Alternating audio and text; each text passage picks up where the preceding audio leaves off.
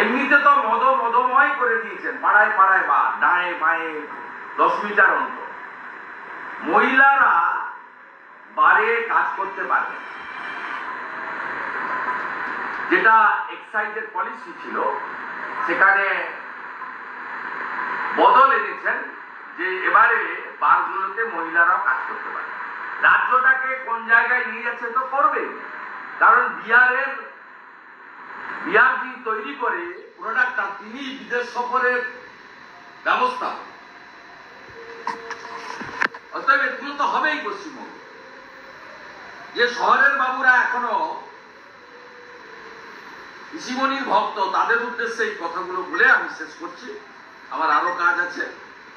গতকাল বারুইপুরে যারা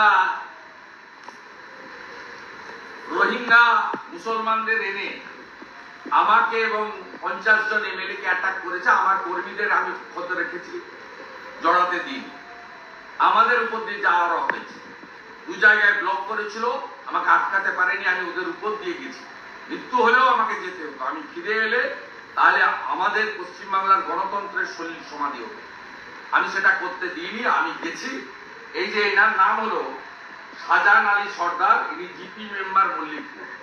পশ্চিমবাংলার জনগণ দেখুন, এক জায়গায় 1500, দ্বিতীয় জায়গায় প্রায় 1000, হাতে লাঠি, কাঁচা বাঁশ, কাঠের বাটাম, হাতে পাথর, জলের পাউচে লঙ্কা গুঁড়ো মিশানো জলের পাউচ, গোটা মাইক, শয়ে শয়ে পুলিশ, আইপিএসরা মার্ক করছে অ্যাডিশনাল এসপি বারুইপুর, যেটা এলওপির গাড়ি, গাড়িটা 4 নম্বরে ছিল।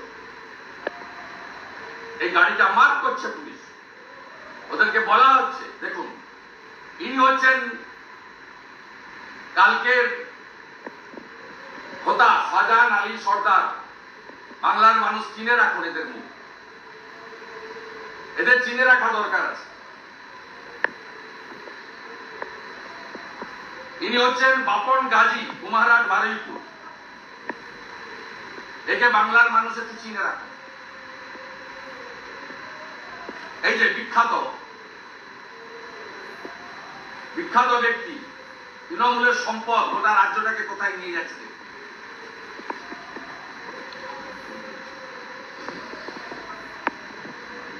ইনি হলেন হাবিবুর রহমান, প্রধান মল্লিকপুর জিপি। দেখুন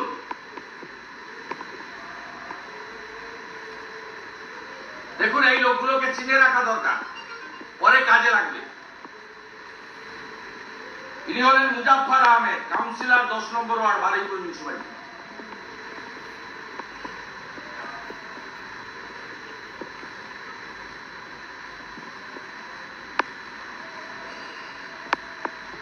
আর এদের সমস্ত অর্গানাইজ করে পাঠিয়েছেন বিমান ব্যানার্জি, গোলাবাল ভাইপো ব্যানার্জি আর পলাশ ঢালি এসপি। আপনারা আমাকে আটকাতে পারেননি, ভবিষ্যতেও পারবেন না। আমি এসব ভয় টয় করি না। ভয় করলে নন্দীগ্রামের আন্দোলন করতে পারতাম না, জঙ্গলমহলে মোটরসাইকেল করে গিয়ে মাওবাদীদের হটাতে পারতাম না। আমাকে এগুলো করতে পারবেন না। আমি দক্ষিণ 24 পরগনায় আমাদের বিজেপি কর্মী সমর্থক সনাতনীরা 21 সাল থেকে ক্ষতবিক্ষত হয়ে গেছেন। যা হবে আমাদের উপরে হবে।